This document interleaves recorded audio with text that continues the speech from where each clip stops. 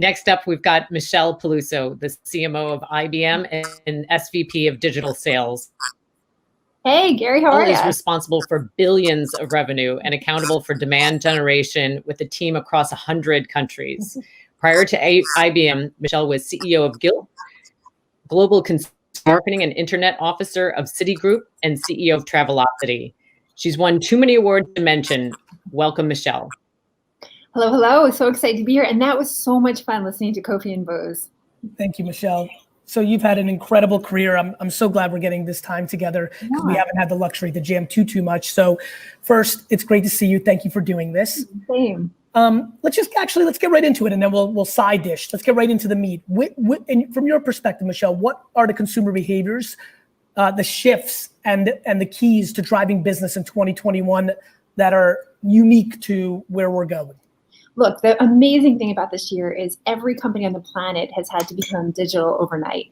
Yes. It's an extraordinary thing. We've been talking about this for so many years, and to see now literally every industry, every company become digital overnight is incredible. And you know what, Gary, it's not just the consumer apps, the mobile device, the website. It's actually the supply chain, the factory, manufacturing. I mean, all these things have had customer service. All these fundamental parts of companies have had to digitize overnight. And that, that's actually a tremendous thing when you think about it. That won't change. Not only is that affecting, of course, consumer behavior, it's affecting all the back-end processes of companies, but even more, think about how much data, think about the explosion of data that this provides for marketers. And it's that marriage, that Kofi, that juxtaposition he was talking about, this like deep data-driven marketing with the creative, the brand, the purpose, the empathy, the curiosity, the authenticity. So it's really been a remarkable year for companies and certainly for marketers.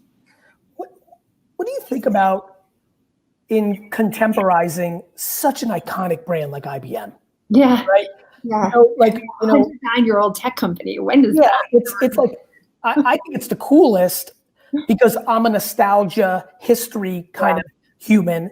But I have I think about every time I do things like this, I'm like, what would I do if I had that job? Yeah. And I think, Watson has been an incredible contemporary driver for people that are paying attention for IBM. But in general, it is a fun challenge. Yeah, for sure. How do you keep this brand, fresh after 109 years of being a high-tech company? I mean, what other high-tech company has existed for 109 years? No. I think a few things. Number one, it's never really been about what we sell. I mean, we sold cheese slicers and counters and clocks. Obviously now it's about cloud and artificial intelligence and quantum computing and blockchain. So it can't be anchored. The brand isn't anchored on what we sell. The brand is anchored on changing how the world works era after era. And the values. I mean, there's so many things about IBM that, no brand can exist for all these years without being authentic. And so, all sorts of things. Like in 1953, our CEO wrote policy letter number 4. We would never discriminate against any person based on race, sex, identification. Our pay equity rules for the company were in place in the 1930s. So there's certain values that are part of who IBM is, how we operate in the world that, era after era after era are still true. And that's what's exciting from a brand challenge. When I look at your title, Digital Sales and CMO, it excites me because I grew up in an environment where I was a natural entrepreneur and marketer, but my dad had a liquor store and I had to care about sales every day. Sasha Vaynerchuk wasn't fooling around. He didn't care what my marketing looked like. He wanted to know how much champagne sold that day. You know what I mean? But because it was a family business, I knew my dad would die in that building when he was 100 years old. Hopefully, I always cared about brand because I knew I would eventually leave and do my own thing. And I wanted that brand to get him to that, I love that. We share that passion for entrepreneurship, and we also share entrepreneur fathers. So my dad was also an entrepreneur and built a business, and I sat around his kitchen table as he talked about clients and people. I mean, Gary, he would grill us, before the company picnic. Michelle, what's the name of Sally's little boy? I love that. What's the name of Jamie's daughter? And so I grew up with this passion for. So talk to me about, I find a lot of CMOs are either really strong at one or the other. Very strong at brand. I think the best have to be both. And I agree. Most of my career, I've been a CEO. So I've sat in that seat most of my career, and so I think it gives you a perspective of what are the levers of the P&L? How do you make this company work? How do you bring diverse skills, creative, analytical, legal, sales, tech, development? How do you bring that together? So I just have, I think Bo said this so well, that curiosity, that passion for, really trying to understand what the night sky looks like from different sides of the world, and a deep, abiding belief that the best CMOs, are not at the table because they're a CMO, they're at the table because they're an advisor on how to best grow and position the business for all stakeholders. So that's exciting, right? That's a huge remit. Talk to me about LinkedIn creative. When I think about your business, I think the biggest elephant in the room in all of marketing is the lack of advancements in LinkedIn marketing by B2B companies. It feels to me very similar to what I lived through in 2012 and 13 on Facebook for consumer brands. Yeah. LinkedIn over the last 3 to 4 years has clearly become more of a content and social network.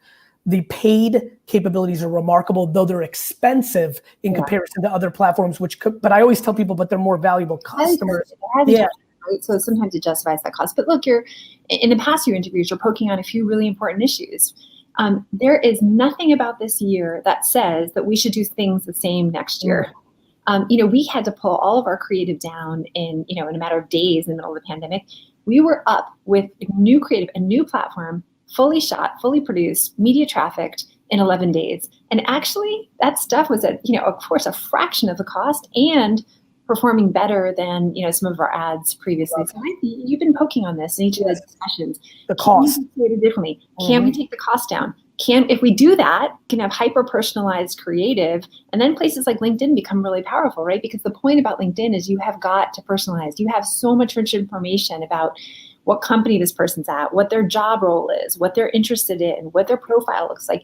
You don't get that on TV. You don't get that in print, right? So it's highly valuable, but the only way to make the economics really work is if actually you have a cost-effective model on the creative side that can match that personalization with the right person. So I think that's some of the breakthroughs we've all got to, really triumph, frankly, in 2021 and beyond. Michelle, quick little thing here for the last 2 minutes, because I see a lot of people being inspired by your career. How does somebody think about getting into big business? There's a lot of people watching right now that are in my community who have an entrepreneurial flair, but I also am pushing so much around self-awareness, and a lot of them are realizing, wait a minute, I am not an entrepreneur, but I want to be a big dog in these companies.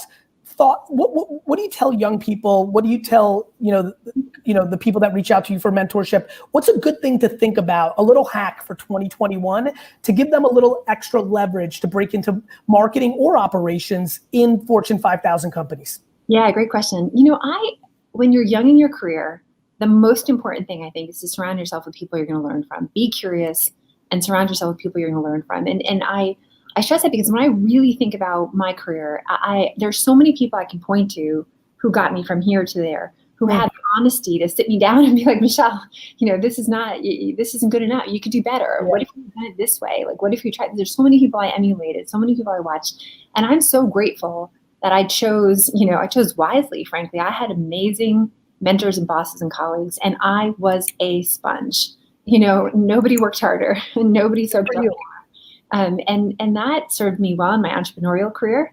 That curiosity, that desire to surround myself with great people, that work ethic, and it's really served me well in my kind of big company career as well. So I think that, be a sponge, be curious, and really, I remember my very first job offer. I had an offer from McKinsey, an offer from BCG, and the McKinsey offer treated me as a consultant, much more money, much more prestige. BCG, a lot less, because they didn't treat my Oxford degree as a graduate degree.